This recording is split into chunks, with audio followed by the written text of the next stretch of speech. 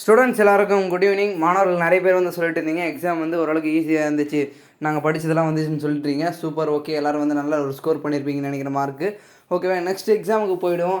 Next எக்ஸாமுக்கு வந்து question paper ஏதாவது ரெஃபர் பண்ணுறது ஏதாவது இருக்கான்னு நிறைய பேர் கேட்குறீங்க.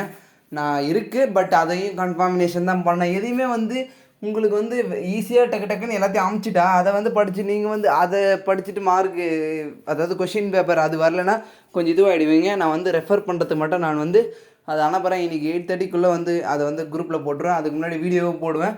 நீங்கள் வந்து பார்த்து இன்றைக்கி நைட்டு வீடியோவில் தெரிஞ்சுப்பீங்க. ஓகேவா, அந்த கொஷின்லாம் உங்களுக்கு வந்து எப்படி இன்றைக்கி கூட நிறைய பேர் சொன்னீங்க, அந்த நேற்று அமிச்ச மாடல் கொஷின் பேப்பரில் வந்த கொஷினே தான் அப்படியே இதுலேயும் வந்துச்சு அப்படின்னு வந்து ஒரு சில பேர்லாம் சொல்லிட்டு இருந்தீங்க. சூப்பர். அதேமாதிரி வந்து இதுக்கப்புறம், அதாவது அதுக்கப்புறம்னா நாளைக்கு நடக்கிற எக்ஸாமோ, நாளைக்கு இல்லை அதுக்கு அடுத்த எக்ஸாம் கூட சொல்லலாம். அந்த இதுக்கப்புறம் நடக்கிற எக்ஸாம் ஒன்று கொஷின் பேப்பர் கிடச்சிருக்கு. அதை வந்து பார்த்திங்கன்னா மாணவர்களுக்கு கொடுக்குறேன் இன்றைக்கி 8:30க்குள்ளே.